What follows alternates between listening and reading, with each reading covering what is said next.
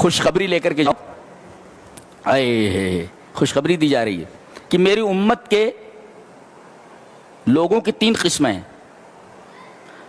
میری امت کے لوگوں کی، انسانوں کی 3 قسمیں ہیں.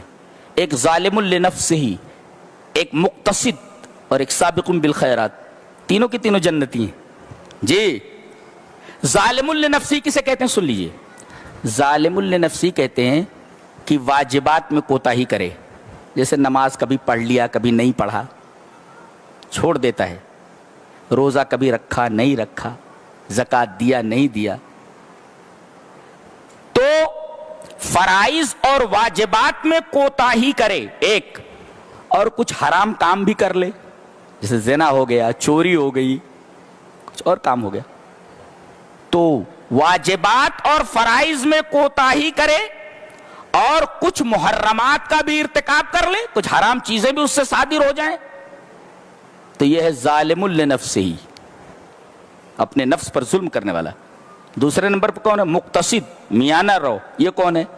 جو فرائض اور واجبات کو ادا کرتا ہے، ٹھیک ہے، اور حرام چیزوں سے بچتا ہے. لیکن کبھی کبھی ایسا ہوتا ہے کہ واجبات کی ادائیگی کے ساتھ نوافل نہیں ادا کرتا. مثلا روزے تو رکھتا ہے مگر 11 مہینے کسی دن روزہ نہیں رکھتا، یعنی نفلی روزے نہیں رکھتے. زکوٰۃ دیتا ہے مگر صدقات نہیں کرتا.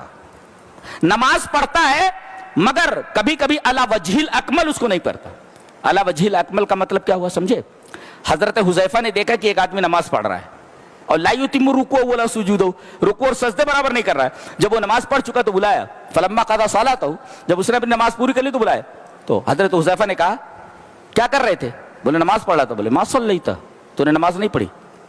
دیکھو نماز پڑھ رہا ہے وہ، مگر حضرت حذیفہ کرے تو نے نماز نہیں پڑھی. اس کا مطلب ہے کہ نماز تو پڑھ رہا ہے مگر علی الوجہ الاکمل نہیں پڑھ رہا ہے.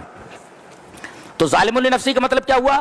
ظالم لنفسی کا مطلب ہوا کہ فرائض اور واجبات میں کوتاہی کرے. کبھی نماز چھوڑ دے، کبھی روزہ چھوڑ دے، کبھی کچھ، کبھی کبھی حرام چیزوں کا ارتکاب کر لے. یہ ظالم لنفسی. اور دوسرے نمبر پہ مقتصد، میانہ رو، واجبات اور فرائض کی ادائیگی کرتا ہے مگر کبھی کبھی علی وجہ الاکمل نہیں کرتا، حرام چیزوں سے بچتا ہے، ہاں نوافل وغیرہ نہیں کر پاتا. یہ مقتصد ہے. اور تیسرے نمبر پہ سابق بالخیرات، بھلائیوں میں سبقت کرنے والا. فرائض اور واجبات کو علی وجہ الاکمل کرتا ہے، نماز بھی اچھی طریقے سے ادا کرتا ہے اور نفلی نمازیں بھی پڑھتا ہے، نوافل بھی پڑھتا ہے.